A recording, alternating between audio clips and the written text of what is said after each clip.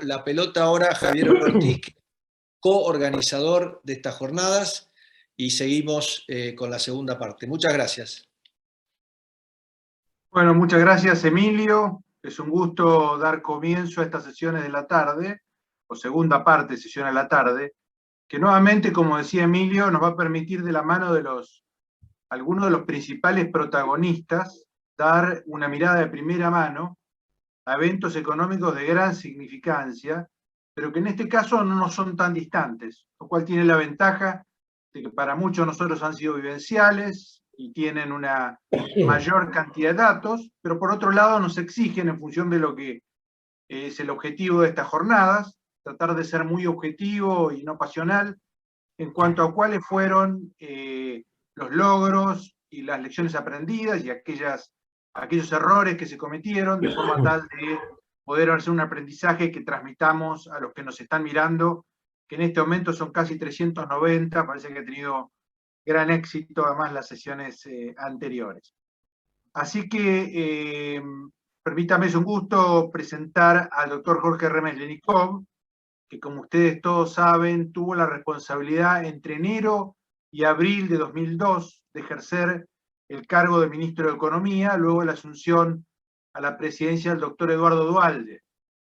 El doctor Remes, voy a hacer, por supuesto, tanto en esta como en la otra, no exhaustivo, para no quitar tiempo a la discusión. Se recibió en La Plata de licenciado y desarrolló posteriori una muy larga y exitosa carrera en el sector público, incluyendo 8 años a cargo del Ministerio de Economía de la provincia, lo cual era poco esperable, dado que asumió en el 89, que haya tenido esa continuidad durante todos esos años. Luego tuvo una destacada labor como legislador hasta el 2001, lo cual seguramente lo posicionó como uno de los principales candidatos a la mano, yo recuerdo bien esa época, para el manejo de lo que era el fin de la convergencia. Para finalizar antes y después, todos sabemos que Jorge Remes ha desarrollado una activa tarea docente y de investigación.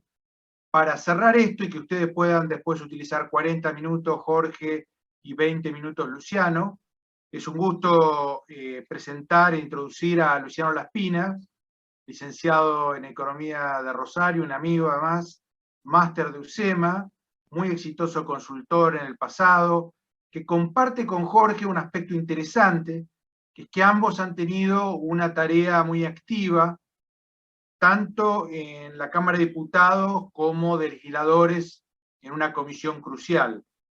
En el caso de Luciano, por Santa Fe, ha sido presidente de la Comisión de Presupuesto de Hacienda del periodo que vamos a discutir a continuación con Federico Sturzenegger, y en la actualidad como vicepresidente de esa misma comisión, y que todos esperamos que siga como legislador a continuación.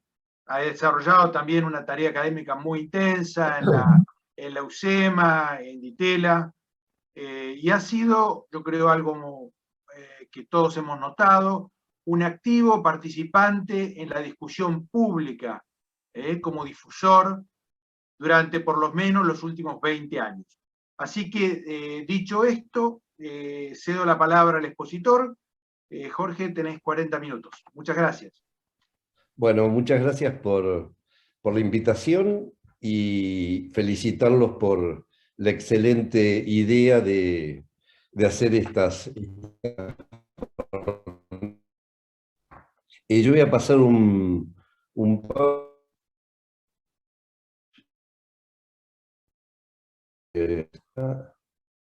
¿y lo pueden ver? Ahí está empezando, sí. Sí. Bárbaro. Sí se puede. Por ahí lo podés poner en modo presentación, si no te resultara difícil. Es un icono que está ahí abajo. Ese. Sí. Ese. ¿Es este? Sí, bien, perfecto. bárbaro. Apago mi... Bueno, a fines del 2001 la situación era sumamente complicada. Por un lado, el muy mal humor de la sociedad. El gobierno había perdido las elecciones intermedias, había perdido la mitad de los votos, y había manifestaciones en todo el país pidiendo que se vayan todos y que no quede ninguno. Y eso iba tanto para el gobierno como también para la oposición, para todos los políticos.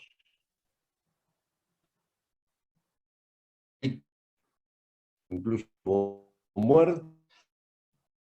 Y de diciembre, de la renuncia, hay un acuerdo de Rodríguez A con el compromiso de llamar a elecciones en 3 meses y salir de la convertibilidad. Y como no cumple, bueno, dura una semana, se hace la asamblea legislativa y asume Duhalde como senador. Era senador, perdón, y asume como presidente. ¿Cómo era la situación económica? Y realmente estábamos en depresión, porque desde mitad del 98, que empezó la recesión, el PBI había caído 16,7%.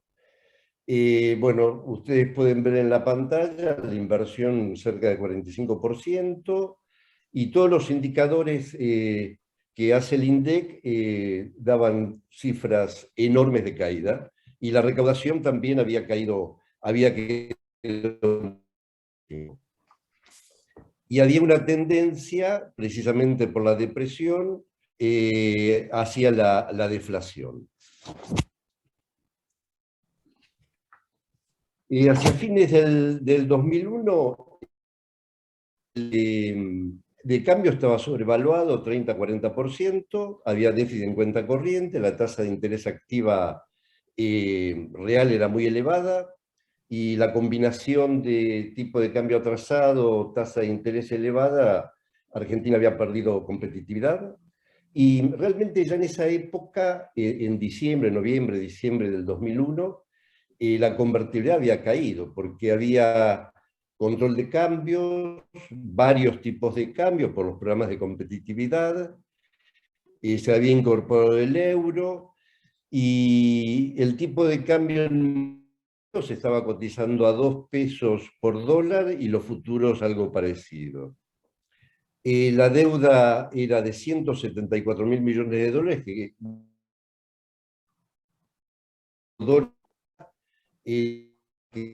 PBI, y en ese año 2001 es lo cual mostraba la insostenibilidad de la deuda. En diciembre, cuando asume Rodríguez A, declara el default de la deuda, y el riesgo país estaba en 4.400 puntos básicos. El otro problema es que los bancos estaban prácticamente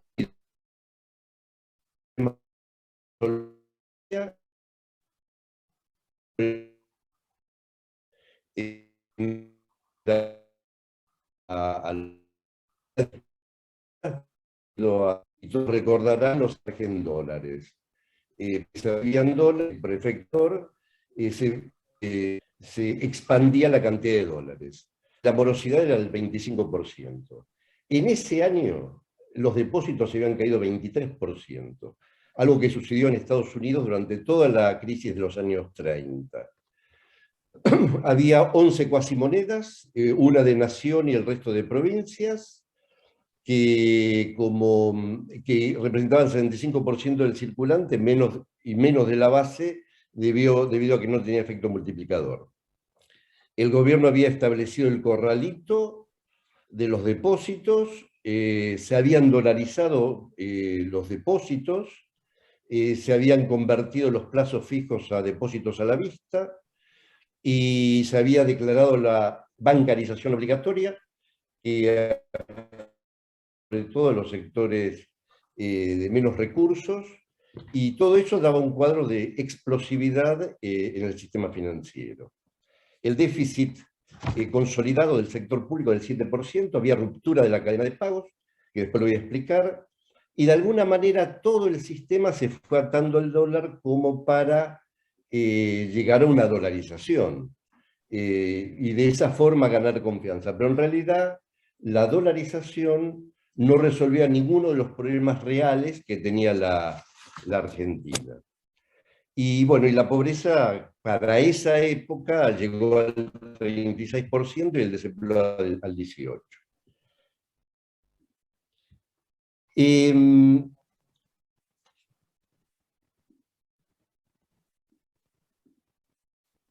La situación en el mundo había cambiado, porque asumió Bush, unos meses antes habían estado los atentados contra las torres, y hubo un cambio de actitud, tanto en Estados Unidos como en el Fondo Monetario, donde fuerza la idea del riesgo moral.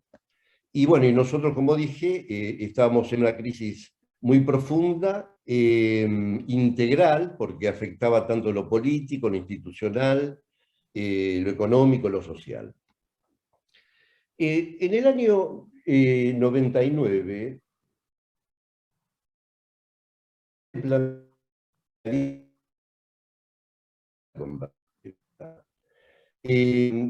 con el 1-1 y no había inflación. Y ganó de la Rúa. Continúa con la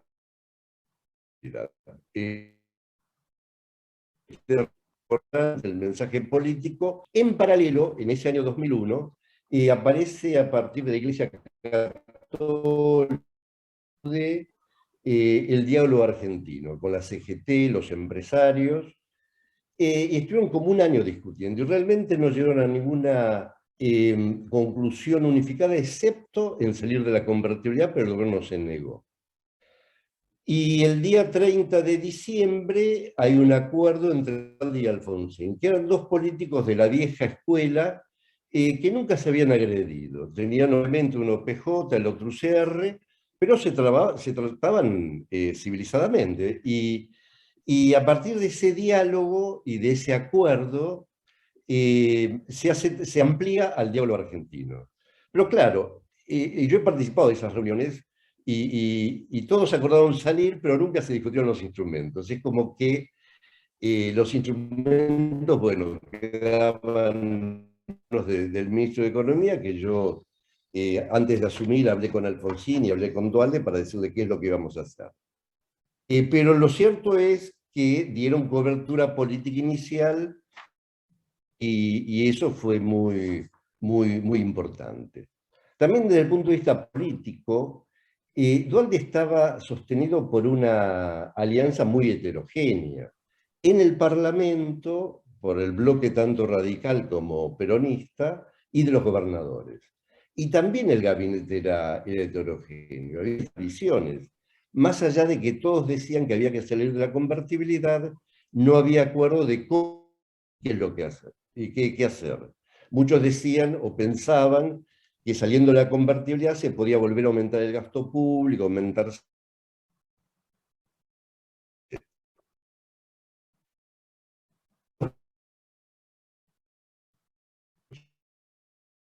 Y yo al menos te perdí. Recuerdo que iba al Parlamento era los diputados, senadores iban de sport y tenían el traje guardado en su oficina, porque no podían salir a la calle en una zona cercana al Parlamento de saco y corbata. Y tampoco explicaron nunca la gravedad. Y la Corte Suprema, debido a la actitud que tuvo, errónea por cierto, de diputados, de iniciarle juicio político a toda la Corte, estuvieron en contra siempre. Yo hablé en su momento con Duhalde, con Alfonsín, para decirle locura, en plena crisis uno puede llegar a hacer un juicio a todos que no había tiempo tampoco para consensuar medidas, así que asumí y tomamos las medidas que nosotros entendíamos había que tomar. Y sobre eso quiero decir algo importante, y es que nosotros comenzamos a trabajar la idea de la salida de la convertibilidad en el año, pensando en la elección del 99. y teníamos un equipo de economistas, también 2 abogados que siempre son fundamentales para la política económica, y obviamente teníamos un grupo cerrado, más chico, y después cada uno tenía su propia gente. Cuando asumimos, los proyectos ya estaban redactados, ya sabíamos lo que teníamos que hacer, más allá de algunos detalles. Y ese equipo estaba formado por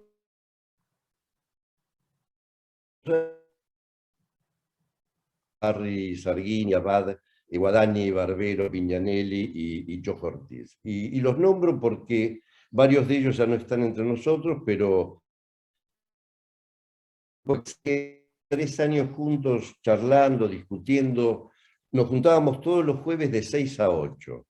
Y bueno, nos conocíamos y de alguna manera eso nos permitía actuar de memoria y no tener problemas internos. Nosotros sabíamos que había que actuar muy rápidamente. Yo había dicho que eran 60 días. Acuérdense que Roosevelt hablaba de los 100 días. ¿Por qué? Y por las presiones, pero no solamente las presiones de afuera, sino también las presiones de la política, en el Parlamento, los gobernadores, porque está bien, todos decían hay que salir, pero obviamente la salida siempre hay que hacer algún tipo de ajuste y eso tiene costos y nadie los quería asumir. Pero bueno, sabíamos eso,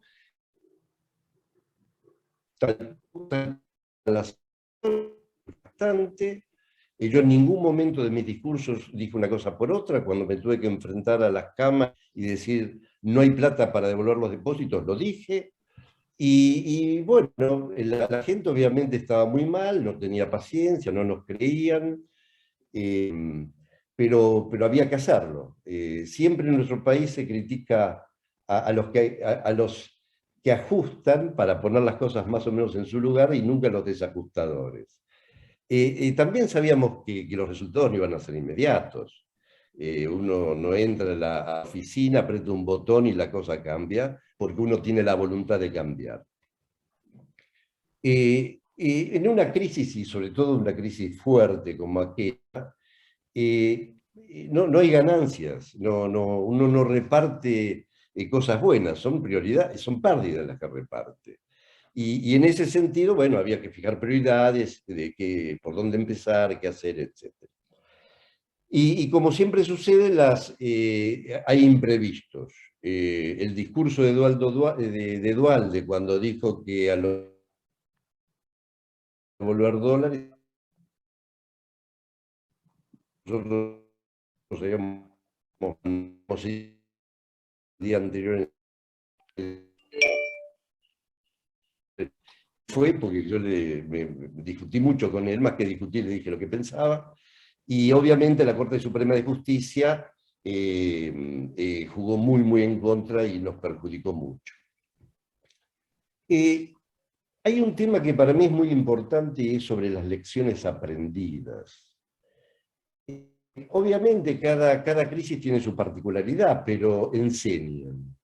En Argentina uno sabe que si devalúa y aumenta salarios, el déficit fiscal, la expansión monetaria, tenemos una especie de Rodrigazo. En esa época, crisis en los países asiáticos, que también para nosotros fue un ejemplo, por las cosas que están citadas en la filmina, y el que también nos ayudó en el 33, y las barras de oro, es obligación llevarlo a la Reserva Federal. Una vez que tenía todo el oro del país, devalúa de 20 a 35 dólares la onza, sale del patrón oro y dolariza, que es un símil a la salida de la convertible y la dolarización. Nosotros teníamos como objetivo central ir a una economía normal, definida más o menos como ustedes pueden ver en pantalla, y no aceptábamos, no estábamos de acuerdo con la dolarización. Pensamos que un país en vías de desarrollo tiene que tener todos los instrumentos de política disponibles, y obviamente tiene que haber equilibrio macroeconómico, el Estado tiene que ser austero, dólar competitivo, etcétera, etcétera. En términos nuestros, de lo que planteamos en esa oportunidad, en el 2002, primero había que restablecer la consistencia macroeconómica, que son los equilibrios de los agregados y también los precios relativos, y el funcionamiento de instituciones básicas como los bancos, y recomponer los contratos. El segundo objetivo era detener la caída y empezar a crecer. El tercero era evitar una hiper y estabilizar los precios.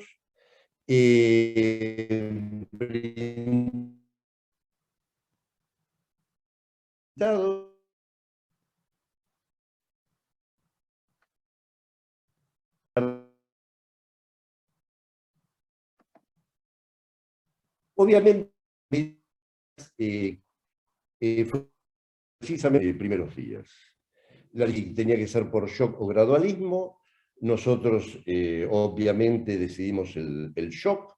No había ninguna posibilidad política y económica de hacer el gradualismo, que aparece siempre como más prolijo, pero lamentablemente en nuestro país los resultados nunca han sido buenos.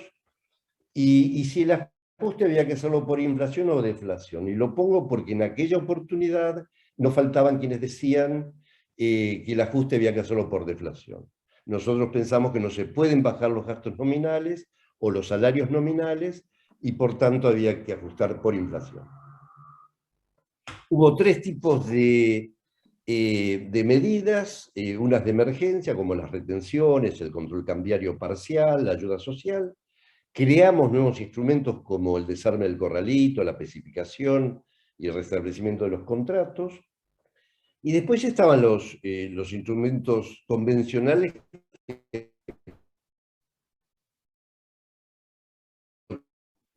congelar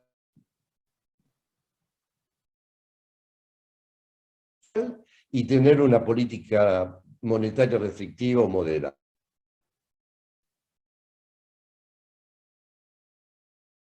Las 10 medidas que... Una es la devaluación, el otro es la especificación, el desarme del corralito, el equilibrio fiscal, el ajuste monetario, o anclaje monetario, perdón, con reforma del Banco Central, etc. La imposición de derechos diferenciales a la exportación, reprogramar la deuda interna, desdolarizar y desindexar las tarifas, mantener salarios congelados pero precios libres, y comenzar a tener contactos con el exterior. Bueno, la estrategia la paso, pues no voy a tener tiempo, pero va de suyo en los comentarios posteriores. Ahí tiene usted la filmina.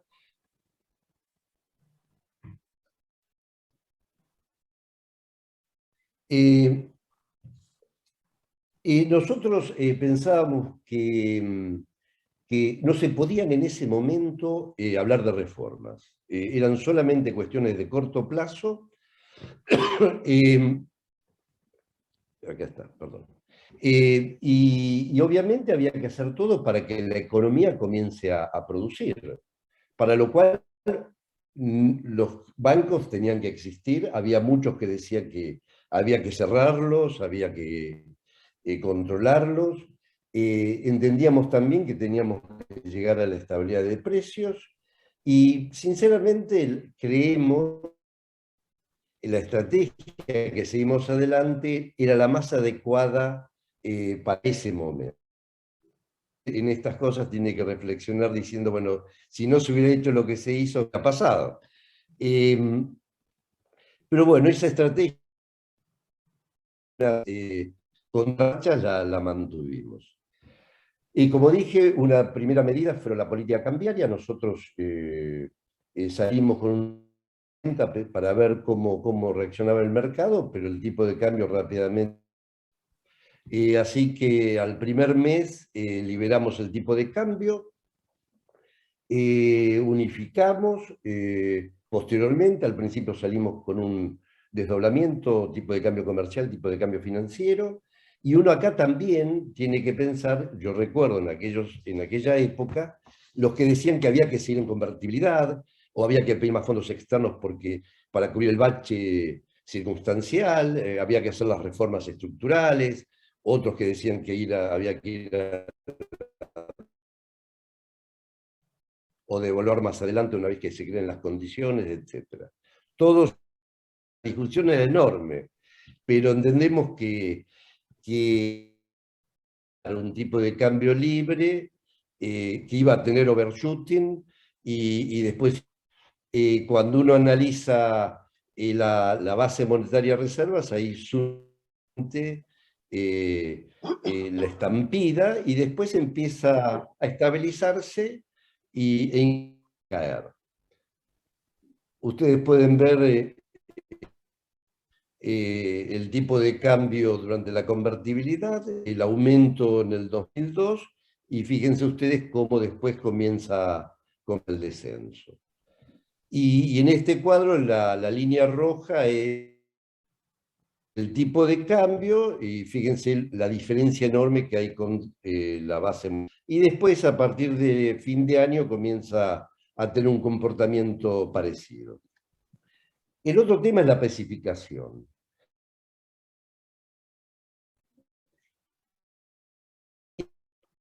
Un sistema de evaluar y no especificar. ¿Qué hubiera pasado? Y bueno, las deudas de diciembre de 2001 de 100 pesos pasaban a 300 pesos.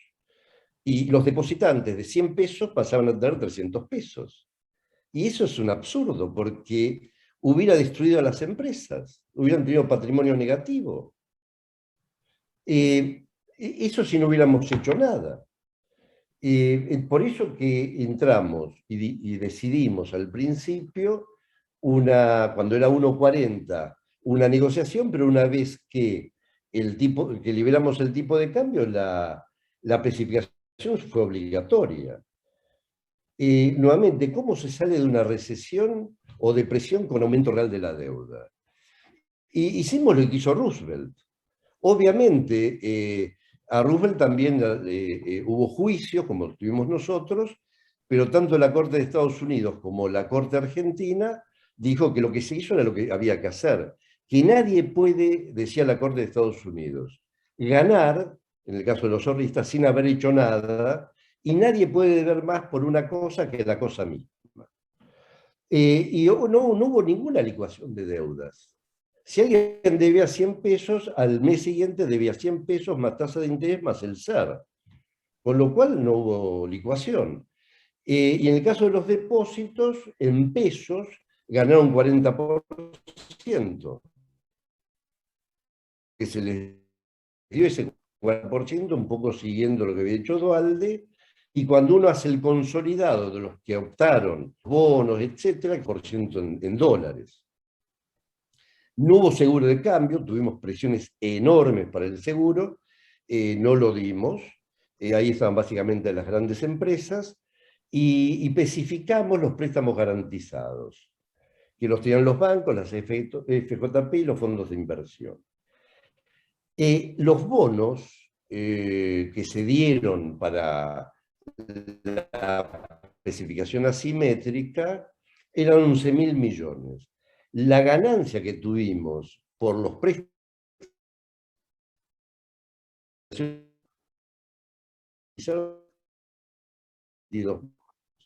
con lo que no tuvo ningún costo fijo. El otro tema es el corralito, y rápido. El día 3 de febrero más o menos, porque cuando se plantea el corralito del 3 de diciembre, tenía un plazo de 60 días pensando en que se podía salir con el segundo tramo de la deuda, cosa que no se hizo, pero lo cierto es que todos ya estaban dolarizados, no había plazos fijos, eran todos depósitos a la vista, y si el día 3 de febrero se abría, eso era explosivo, porque no había dinero material, había 43.000 millones de dólares, de depósitos como para la devolución. ¿Qué hubiera pasado? Hubieran cobrado los primeros en llegar y el resto no hubiera cobrado nada. ¿Y qué hubiera pasado con los bancos? Hubieran ido a la quiebra, definitivamente. Porque el Banco Central, cuando un banco no puede devolver los depósitos, lo tiene que cerrar. Con lo cual, el corralito, que fue una cosa muy antipática y frustró a muchos, por cierto, es lo que permitió finalmente que los bancos sigan funcionando y que los ahorristas cobren una buena parte de lo que tenían en dólares. Ahí hay un cuadro donde esta salida, que no puedo explicar por el tiempo, pero bueno, ya el año 2003-2004 el tema se había resuelto. Otro tema es la crisis de los contratos, y en realidad los contratos estaban todos rotos por inconsistencias macroeconómicas, porque los bancos no devolvían la plata a los turistas, los contribuyentes no le pagaban al fisco, el Estado no brindaba todos los servicios, había muchos paros, estaban las cuasimonedas, digamos, era una situación extremadamente anormal y no se puede salir de una crisis con las mismas leyes que dieron origen a la crisis. La Corte Suprema en el año 2005 avaló todo lo que hicimos. El otro tema fue el equilibrio fiscal. Nosotros teníamos como idea llegar al equilibrio. Esto no es novedoso. Cuando yo fui ministro de la provincia desde el 80 al 98, sacando los 2 primeros años, siempre tuve equilibrio fiscal. Y cuando fui diputado presenté un proyecto y esto lo hicimos en ese momento. Restringimos el gasto, pusimos retenciones, desarmamos las reformas del 2001, aumentaron los aportes jubilatorios por parte de los trabajadores, etc. Hicimos un acuerdo con las provincias en febrero del 2001 para que también tuvieran equilibrio y sacaran las cuasimonedas, y tuvimos superávit primario ese año y bajamos el resultado financiero al 2%. O sea que fue un muy buen resultado. Ustedes pueden ver las curvas en este gráfico. También en términos de política monetaria teníamos la misma visión, tenía que ser restrictiva. Y teníamos que evitar que se cayeran los bancos. Y lo que hicimos fue cambiar la Carta Orgánica del Central para que sea prestamista de última instancia. Hubo redescuentos que los devolvieron todos a los 2 años. Básicamente había 4 bancos. Nosotros en esa época estaba de presidente Blecher y de vice Pignanelli, y las reuniones eran de gabinete económico conjuntas con el Banco Central, más allá de que mantuviera su independencia. Y funcionó, digamos. En ningún lado acompañó el aumento inicial de precios. Ustedes pueden ver en este gráfico que a partir de la mitad de año se empiezan a recuperar las reservas internacionales y también se empiezan a recuperar los depósitos privados. Pusimos retenciones cuando el dólar aumenta a 3 pesos. Retenciones de 5, 10 y 20%, según los primarios MOA-MOI. Y el tipo de cambio efectivo real aumentó en todos los casos, y el campo pudo levantar las hipotecas, el 50% estaba hipotecado, y se pudo salir. Rápidamente comenzaron a producir nuevamente. La deuda pública interna, la externa era obvio que no se podía negociar, y la interna, lo que hicimos, como dije antes, sumamos a las deudas de provincia, pasamos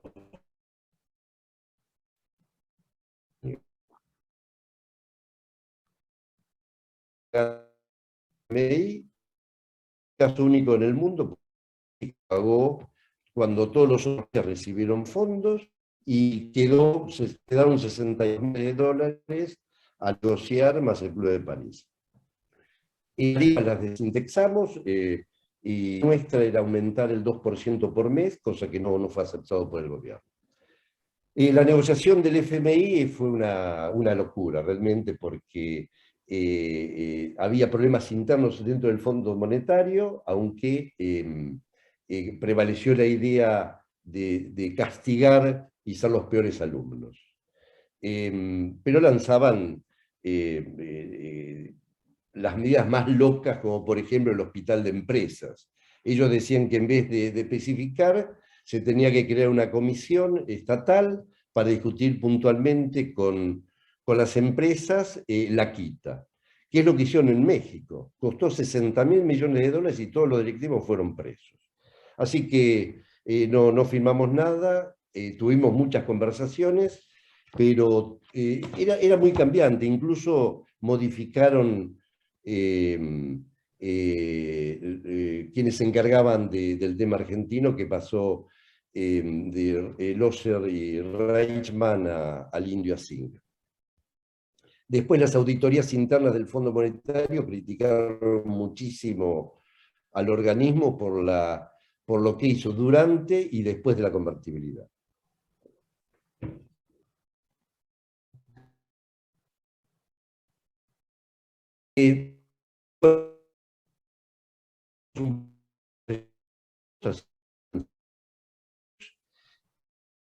Realmente y en grupo creemos que lo que hicimos era lo que alternativas posibles y los resultados estaban en línea con lo que nosotros decíamos. En términos de macroeconomía, digamos, de equilibrios macroeconómicos, bueno, logramos el equilibrio en la cuenta corriente,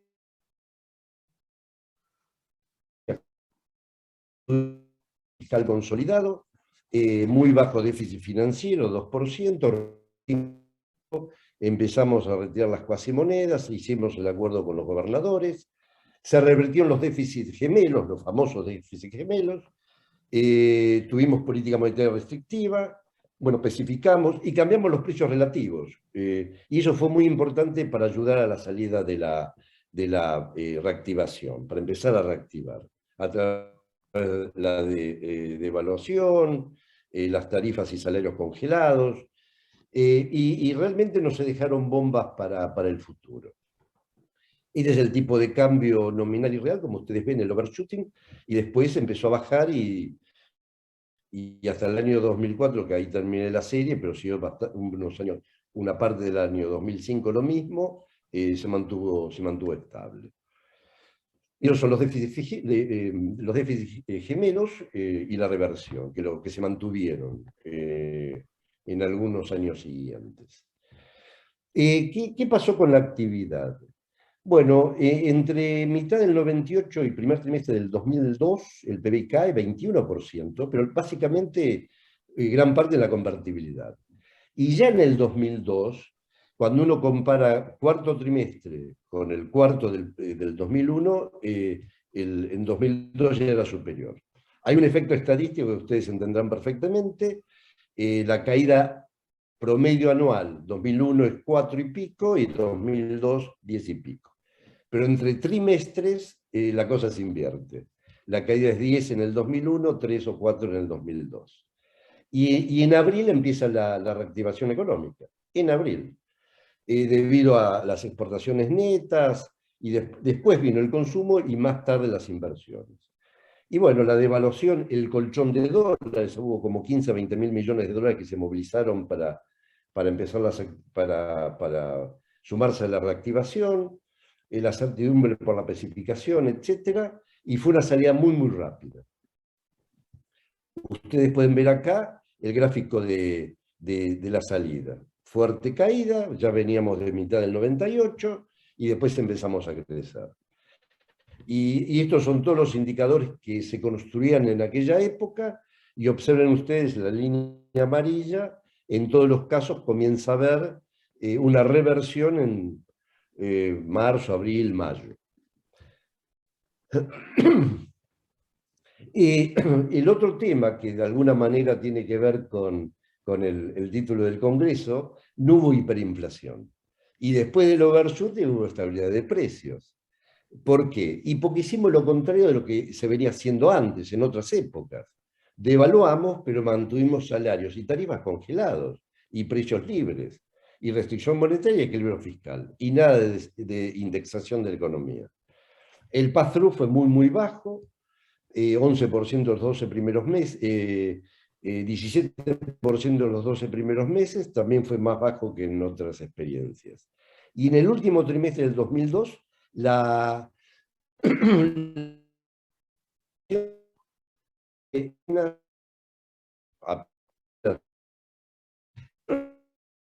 9% y más. La situación social fue dada, pero con más curiosidad de la mejora económica. Pero todo entre mayo y octubre del 2012 crearon 330.000 puestos de trabajo privados. Me faltarían un par de minutos. Aumentó y en octubre del 2012... Sí, ya termino. Y en el 2012 estaba más o menos, en octubre estaba más o menos al nivel del año 2001, tomado sin planes. Los salarios reales cayeron, efectivamente, y empezaron a recuperarse en el 2004. Primero los privados formales, después los públicos, último los informales. Y no hubo conflictividad.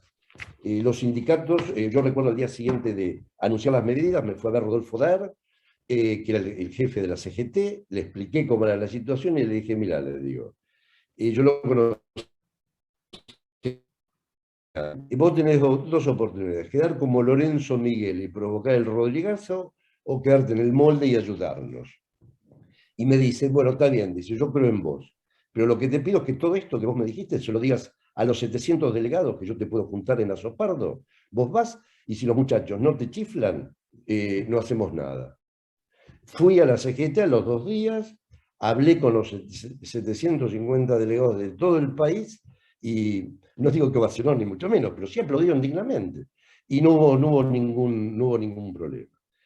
Pero bueno, salieron los planes sociales, 2 millones para 2 millones de personas, y no tuvimos mayor conflictividad y pudimos mantener lo que nos habíamos propuesto, y entendemos que a partir de ahí la situación poco a poco fue mejorando, más allá de las críticas que uno tenga,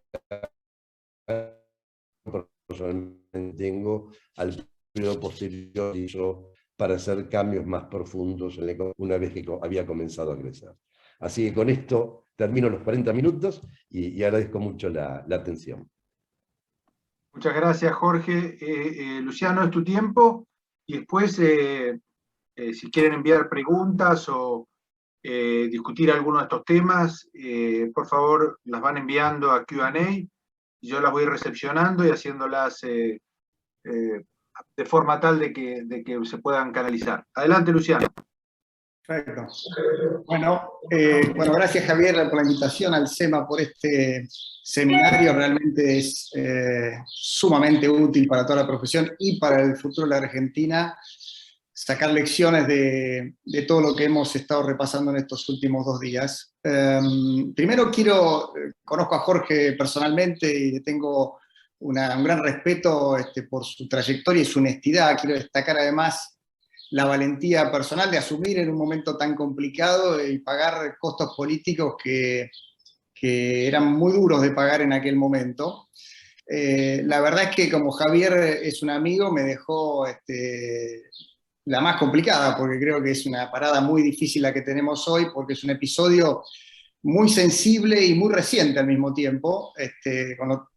Por lo tanto voy a tratar de ser muy equilibrado y cauto en mis comentarios, para tratar de evitar una demonización, pero tampoco caer en la glorificación, digamos, ¿no? Ahora que lo están beatificando a Jorge por los medios, creo que tenemos que aprender lecciones y saber qué se hizo mal y qué se hizo bien. Primero hay una anomalía en este panel respecto al seminario, que no es un plan antiinflacionario, es un plan antideflacionario, lo cual no encaja del todo en el programa, pero está acá y me parece que forma parte de la historia económica argentina. Tiene otra diferencia también que lo hace distinto al resto de los experimentos que hemos analizado, que es que empieza mal pero termina bien. Después voy a hablar un poquito de qué es terminar bien, al menos en el mediano plazo. Y también tiene otra diferencia respecto a todo lo que hemos venido escuchando en general, o la mayoría de los planes de estabilización, al menos los fallidos, que es que tiene un componente ortodoxo este plan, generalmente avalado por la profesión, un componente ortodoxo muy duro, y hay mucha discusión respecto a su componente heterodoxo. Yo voy a hablar un poco de esos dos aspectos del programa, si me alcanza el tiempo. Antes, quiero decir que me voy a abstraer de dos o tres cosas. Primero, de las cuestiones políticas que moldearon el diseño del programa en la previa y en la post. Porque sabemos que hay mucha agua debajo del puente de problemas políticos, conspiraciones, intereses cruzados, que, como siempre, moldean la política económica, y creo que en este episodio mucho más que en otros, por lo grave de la crisis. También me voy a abstraer de las urgencias técnicas, digamos, ¿no? Porque uno cuando analiza un programa sabe que el cirujano de guerra opera en un quirófano improvisado y que las decisiones se toman ahí, y por lo tanto no voy a estar perdiendo tiempo en justificar decisiones erróneas solo por la coyuntura. Me parece que eso no es mi rol en este panel. Y tampoco voy a discutir cuál régimen monetario económico fue mejor, porque la convertibilidad nos sacó de la hiperinflación y de alguna forma años después nos depositó en la deflación.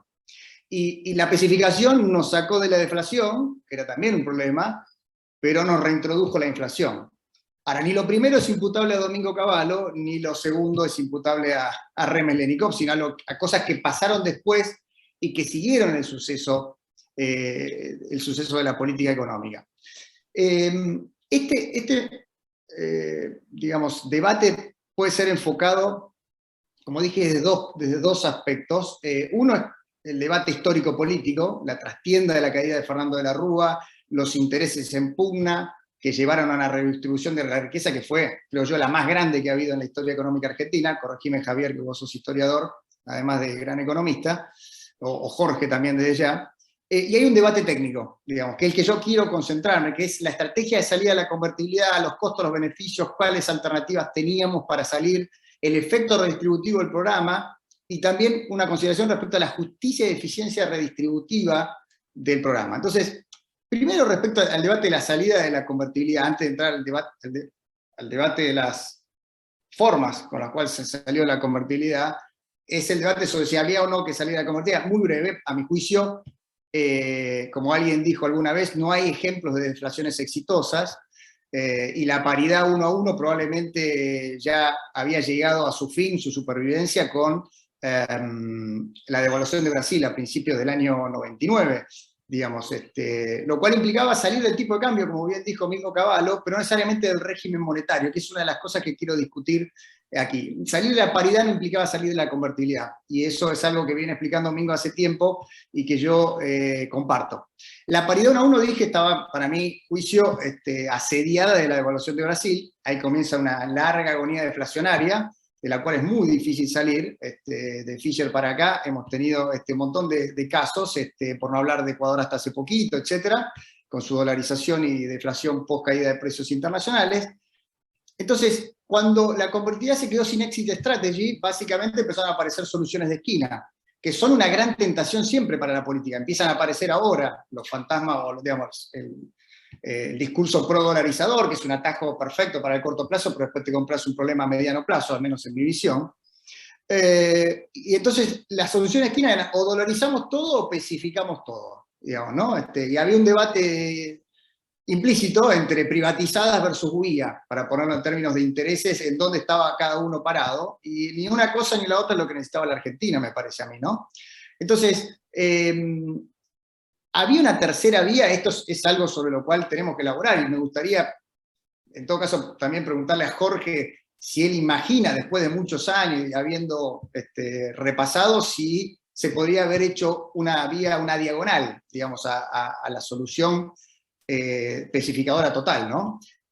Porque para mí el plan Remes, con todo el mérito personal y político que tiene Jorge en pilotear una situación tan difícil, fue lo que yo llamo la solución atómica, digamos, ¿no? O sea, sí, ganamos la guerra a la deflación tirando una bomba atómica, Hiroshima y Nagasaki, por decirlo de alguna forma, y fue una de las soluciones de esquina extrema que se pensaban, a mi juicio, como dije, un poco costosa en términos sociales y políticos, y también en términos de su impacto de mediano plazo y largo plazo.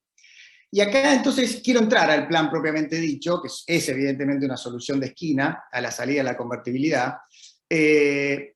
Como dijo Lucas Liach en su intervención, todos los programas de estabilización tienen, no existe eso de programa ortodoxo y heterodoxo, todos tienen algún componente, salvo algunos, 18 y 19 quizás pura ortodoxia, pero como él lo explicó, pero básicamente todos tienen algún componente heterodoxo y ortodoxo. Y acá la paradoja es que el plan Remes, a pesar de no ser un plan antiinflacionario, sino antideflacionario, se destaca por sus logros ortodoxos y es criticado, o por lo menos yo lo voy a criticar, por sus estrategias heterodoxas, digamos, ¿no? El componente ortodoxo fue un ajuste fiscal tremendo, flotación libre del tipo de cambio, control del gasto público y los salarios, control de tarifas que luego se perpetuó, no por culpa de Jorge. La cuenta corriente pasa de 2 de déficit a 7 de superávit, 9 puntos de ajuste fiscal de cuenta corriente, un ajuste griego, o mejor dicho, los griegos hicieron un ajuste argentino, después cuando tuvieron su crisis. El tipo de cambio real se más que duplicó o triplicó, ya no me acuerdo. El superávit primario fiscal pasa de 1 a 4 puntos del PBI. Se utiliza una ancla monetaria como ancla nominal, la cantidad de dinero. Es cierto, un poco incierta al principio, no había un régimen claro respecto al ancla monetaria, no estaba muy claro, pero básicamente se deja flotar el tipo de cambio. Y como bien dijo Jorge, la caída del producto se concentra básicamente en el segundo, la caída más fuerte, ¿no? En el segundo y tercer trimestre del 2001 y en el primer trimestre del 2002. A partir del segundo trimestre del 2002 empieza una recuperación. No está ahí, digamos, probablemente el costo más fuerte imputable a la solución atómica, sino al costo social e inflacionario. La inflación trepó al 40% en 2002, la pobreza pasó del 38 al 54%. Naturalmente, una devaluación del 300%, eso era probablemente inevitable. Y creo yo que la solución atómica en algún punto, o esta idea de la solución de esquina, generó a mi juicio lo que yo creo fue un sobreajuste económico, incluso fiscal, digamos, respecto a lo que Argentina necesitaba. Ya dije, devaluación del 300%, la inflación en 40%, ahora voy a hablar un poco de eso. Entonces la pregunta es si se podría haber salido sin tamaño overshooting del tipo de cambio, ¿no? Si se podría haber ajustado el frente fiscal externo sin tamaña corrección cambiaria. De hecho, se hablaba que Argentina tenía un atraso cambiario entre el 30 y el 40%, pero nunca un atraso cambiario del 200%, digamos, ¿no? O sea, esto era muy raro. Entonces, ¿qué explica el salto cambiario? A mi juicio es obviamente la especificación asimétrica lo que explica ese salto del tipo de cambio nominal, y ahora voy a decir también el real. Fíjense ustedes que el 300% de devaluación nominal genera la devaluación real más exitosa que se tenga registros. Apenas 40 puntos de inflación en 2002, por las condiciones que ya dije, había una economía básicamente desindexada, la memoria obviamente deflacionaria de los argentinos, salarios altísimos, desempleo, capacidad ociosa, permitió precisamente una gran depreciación del tipo de cambio real. Y a mi juicio, antes de entrar en lo real, lo nominal, obviamente una economía bimonetaria, donde vos a la oferta monetaria bimonetaria que había, la convertís en pesos y además la multiplicás por 1.4, generas un exceso de pesos respecto a lo que la gente tenía, aún con congelamiento, porque esto, la demanda monetaria depende no solo de la emisión presente o del stock presente de pesos, sino fundamentalmente forward looking de cuánto es la emisión futura.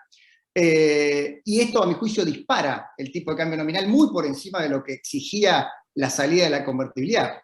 Porque si no, ¿cómo se explica la siguiente paradoja? En una economía hiperilíquida, con provincias emitiendo cuasimonedas y depósitos congelados, o sea que no había moneda, no había oferta monetaria, se produce una hiperdevaluación. Las devaluaciones a la Krugman ocurren cuando se blanquea grandes expansiones monetarias previas que se evidencian una vez que se agotan las reservas.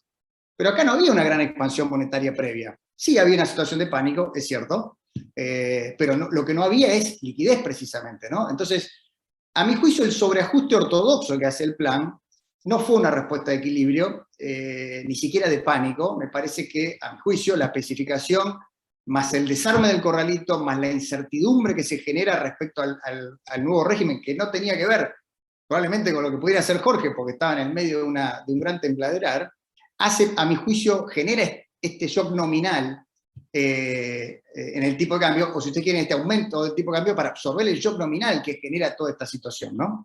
Y ocurre lo impensado. Acá Keynes se va a revolver en su tumba cuando yo lo diga, pero aparece la inflexibilidad al alza de los precios, digamos, ¿no? Altísimo desempleo, capacidad ociosa, memoria deflacionaria, congelamiento de salarios y tarifas. Todo eso explica que a pesar de ese shock nominal que lleva el tipo de cambio a 300, a prácticamente 4 en el 2002, los precios no se mueven. Y acá hay como una paradoja, digamos, difícil de explicar, que parte puede ser explicada por pánico, parte puede ser explicada por este shock nominal y parte por la incertidumbre respecto al cambio de régimen de política económica que se venía hacia adelante. Y el tipo de cambio nominal recién empieza a caer para corregir el sobreajuste que había hecho del tipo de cambio real, lo hace rápidamente. Perdón, el tipo de cambio real comienza a apreciarse para corregir ese sobreajuste, lo hace rápidamente vía tipo de cambio nominal con baja inflación, y después a partir del 2004, cuando básicamente Néstor Kirchner lo obliga a no dejar apreciar más el tipo de cambio, lo empieza a hacer lentamente vía inflación. Y ahí es cuando renace la inflación en la Argentina. Esto yo creo que es básicamente la explicación de lo que es el componente ortodoxo del plan y de lo que es, a mi juicio, el sobreajuste que se genera. Ya lo dije, no solo en términos fiscales, Argentina no necesitaba 4 puntos de superávit fiscal para pagar su deuda, primario, no necesitaba, reestructurando con 2 puntos, me imagino que iba a estar bastante bien, ni necesitaba 6, 7 puntos de ajuste de cuenta corriente, digamos, para equilibrar una cuenta de capitales más o menos ordenada. Entonces, 5 minutos más. 5 minutos más. Bien. Entonces voy al componente heterodoxo, que es un poco lo más importante quizás del plan. Todos los planes de estabilización tuvieron algún componente heterodoxo que implicaron violaciones o alteraciones de contratos. O sea, el desagio del plan austral fue una alteración de contratos, lo explicó Machinea, el plan Bone fue prácticamente una reestructuración de los depósitos, la desindexación fue la más prolija de todo porque hubo un cambio de moneda, etc. Y la especificación compulsiva. Bueno, todos fueron avalados por la Corte Suprema, o sea que no podemos hacer una discusión jurídica de esto porque la Corte avaló todo, es un flan, por decirlo de alguna manera, respecto a lo que es la juridicidad o la fortaleza de los contratos en la Argentina, pero sí la especificación quizás haya sido la más brutal por la naturaleza, que cambió la naturaleza misma del contrato y generó una brutal redistribución de ingresos. Había antecedentes, hay muchos antecedentes, Estados Unidos en el 33, Perú en el 85, México 82 también especifica, Bolivia 82 la revierte, Perú la revierte en el 87, Pakistán en el 98 congela también depósitos y dice, si te lo querés llevar, llévatelo en pesos, si lo querés en dólares te doy un bono, y le da una salida relativamente ordenada a ese congelamiento digamos, de dólares financieros en Pakistán. Con lo cual había antecedentes, esto no es que somos tan anomalía en todas estas cuestiones. Evidentemente hubo días de vértigo que están detrás de la economía política del plan, porque el 6 de enero se aprueba la ley de emergencia que especifica la deuda solo hasta $100.000, no los depósitos. Ahí quizás se explique la frase de Duhalde, el que recibió dólares recibirá dólares, el que depositó dólares recibirá dólares, y se crea un impuesto al petróleo para compensar a los bancos por esa asimetría hasta $100.000. El 10 de enero se decreta la especificación, ahí empieza una complicación que Jorge debe haber sufrido mucho, de presión de bancos y empresas para ir a una especificación total de la economía, porque estaban pagando el pato ahí las empresas grandes y los bancos, y el 3 de febrero, o sea, un mes después casi de aquella ley de emergencia, el gobierno decide la especificación asimétrica de préstamos y depósitos. ¿Qué quiero decir con esto? Quiero decir que probablemente la intención inicial del equipo de Duhalde y Remes no haya sido necesariamente la solución nuclear, sino ir a una cosa un poco más ordenada, equilibrada, para evitar esta enorme redistribución de riqueza que se dio de acreedores a deudores. El GERCAN, cuando uno lo mide en el 2004, da 33, pero si lo medís en el 2003, un deudor pagó el 53% de lo que hubiese pagado, aún ajustado por ser, etc., ¿no? Y acá hay un punto inexplorado, y con esto me estoy acercando al final, Javier, que es si la idea era tener un esfuerzo compartido de la reestructuración de deuda entre depositantes y sobre todo, la verdad es que los que pagaron el pato de esto fueron los depositantes de las AFJP, futuros jubilados y los bonistas, sobre todo los de legislación local desde ya, que ahí nota el pie, en los Estados Unidos la Corte avaló la especificación de los contratos entre privados, la dolarización en ese caso, pero no de los contratos de deuda pública, porque creía que preservar el crédito público estaba por encima de cualquier otra consideración, pensando probablemente en las cuestiones de guerra, etcétera, cuando tuvieran que financiar algún conflicto bélico. En Argentina, obviamente, se avaló todo, ¿no? Pero bueno, más allá de eso, es el esfuerzo compartido. Estar pensando la diferencia que hay entre un sector transable y el no transable. El sector transable, sus precios, su rentabilidad se rige mucho más por el índice de precios mayorista que por el minorista. Digamos, darle una deuda ajustada por ser al sector transable es darle un subsidio. Darle una deuda ajustada por ser al sector servicios puede ser más fair, digamos, ¿no? En algún punto. Y ahí creo que cuando uno mira eso, el impacto de la especificación asimétrica fue excesivamente redistributivo a favor de los sectores transables, en detrimento, que dije, de depositantes, AFJPs y bonistas.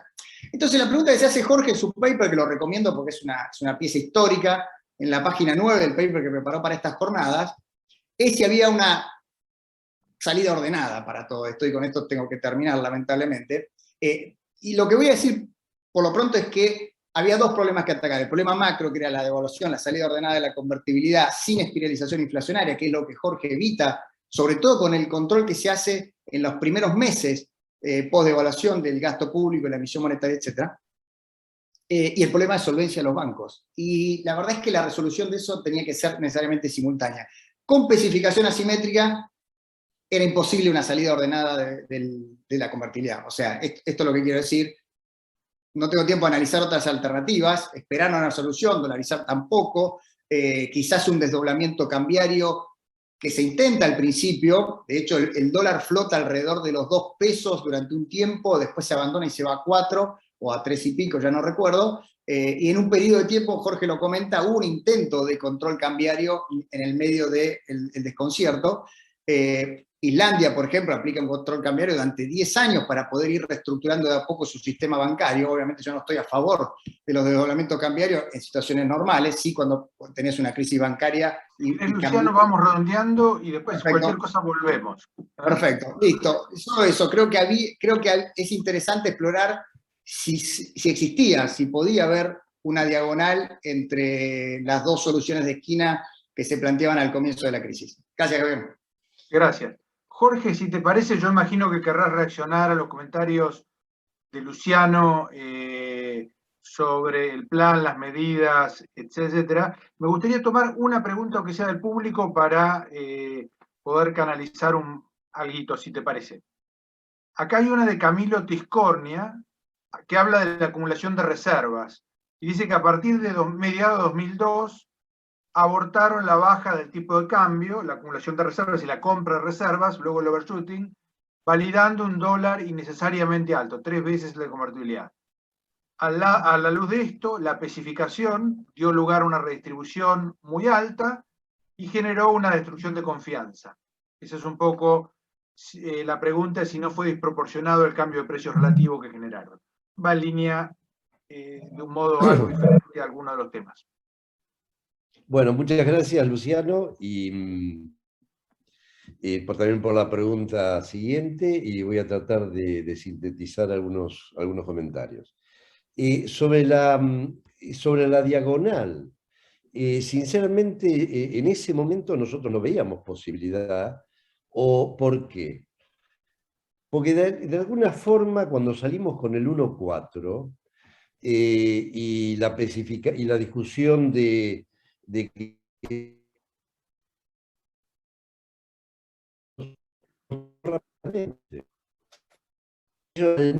la Corte Suprema de Justicia, por lo que yo había comentado del juicio que le inició diputados,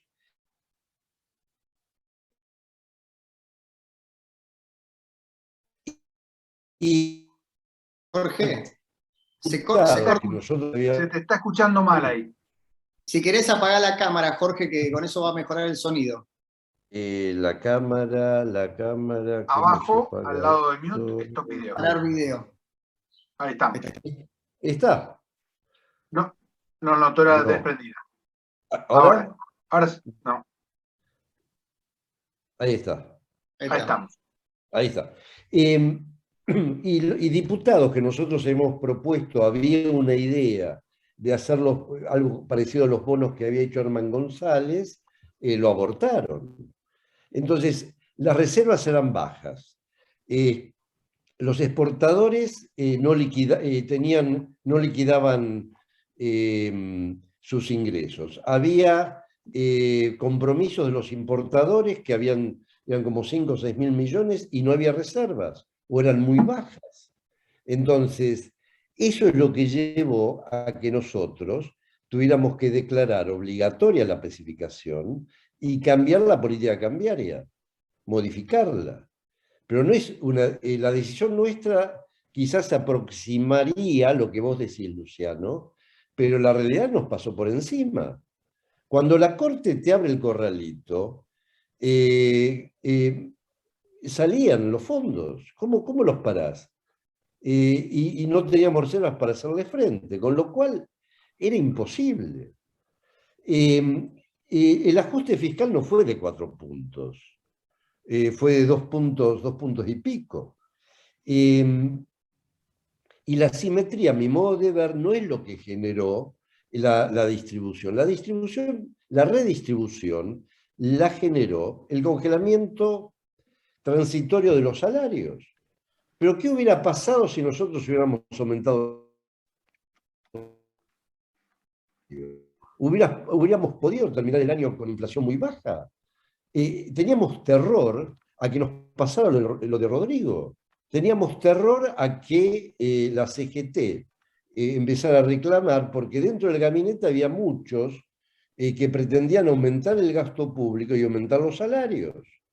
Pero en una situación así, lo que nosotros hicimos fue darle prevalencia a la posibilidad de salir produciendo lo más rápido posible. Porque sin producción vos no podés aumentar ni empleo, ni podés aumentar posteriormente los salarios. Y termino, la diagonal, que suena lindo, digamos, porque claro, cuando vos decís fue una solución atómica, imagínate, pero no quiero hacer comparaciones históricas, pero también hubo una discusión de cuando Estados Unidos tiró la bomba atómica y que el costo que ellos habían hecho era que si no tiraban la bomba atómica hubieran muerto 1 millón de soldados norteamericanos y de esa forma murieron 200.000 japoneses. Digamos, es una brutalidad decir esto, pero yo no he visto a posteriori, y menos en ese momento, una alternativa. Porque en ese momento estaban los que decían que había que dolarizar, que eran las empresas privatizadas, algunos bancos y los que tenían deudas en el exterior. Después había un sector que decía que había que aumentar salarios. Bueno, había de todo. Yo creo que cuando la situación es muy grave, uno tiene que dar una prioridad, es decir, ¿por dónde empiezo? Además, la situación política, como yo dije al principio, nos daba aire por un tiempito, y ese tiempito fue 1 mes, 2 meses, pues yo los conocía a los gobernadores, conocía a los diputados, a los senadores, y sé cómo son. La ventaja del shock es que uno los toma por sorpresa, y si hace todo junto, la cosa funciona. Pero imagínate si uno, ¿con quién se hubiera podido hacer una política consensuada? Si habían estado 1 año antes discutiendo y no llegaron a ningún acuerdo. En una crisis uno tiene que actuar across the border y rápidamente. Por eso que la economía empezó a salir y no tuvimos aumento de precios. No fue una política de desinflación, fue una política de recuperación de la capacidad de producción. Y a partir de ahí empezar a moverse, ¿no? Y la pregunta, Javier, que vos me hiciste, ¿me las podías repetir, por favor? Sí, por supuesto. Habla, es de Camilo Tiscornia, y habla de la compra de reservas, la sitúa a partir de mediados de 2002, lo cual implicó esa compra de reservas mantener un tipo de cambio muy alto que, unido a la especificación, generó una destrucción de confianza, y si era necesario, ese cambio de precio relativo, es decir, llevar de 1 a 3 el tipo de cambio. A ver, cuando se empiezan a recuperar reservas, yo ya no estaba en el ministerio, con lo cual yo me hago cargo de los 4 primeros meses. Lo que pasó después, bueno, pasó después. El 3 o 3,5 pesos por dólar no lo pusimos nosotros.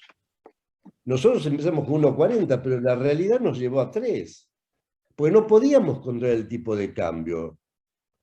A ver, el gobierno actual quiere controlar el tipo de cambio y el paralelo está en 2, está el doble. Uno, cuando está en economía, no tiene necesariamente todos los instrumentos a disposición.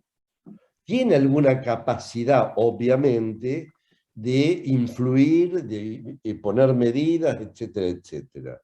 Pero hay cosas que no las maneja.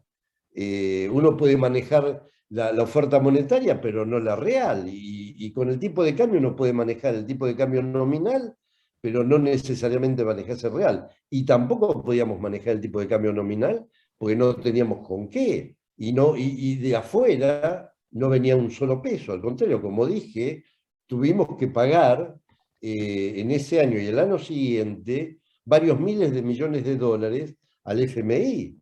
Entonces, hay que ubicar los políticos, institucionales, económicos en ese momento con los instrumentos disponibles. Uno no quiere una redistribución regresiva. Está en mi espíritu y yo siempre estuve en otro segmento de la política. Pero no, yo creo que no.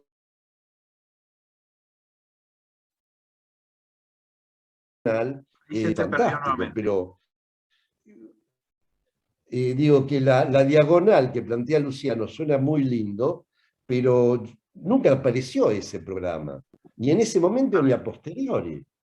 Entonces, yo creo que eso es lo que podíamos hacer, digamos, con los instrumentos disponibles, y como dije antes, por los resultados, en el corto y en el mediano plazo, digamos, para el 2004-2005, la cosa se fue recomponiendo, ¿no?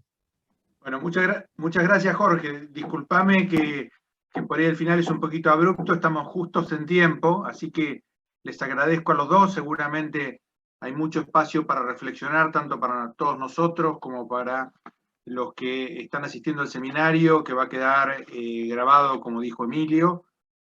Y ahora nos toca saltarse, Jorge, como nos recordaba, terminó en abril de 2002.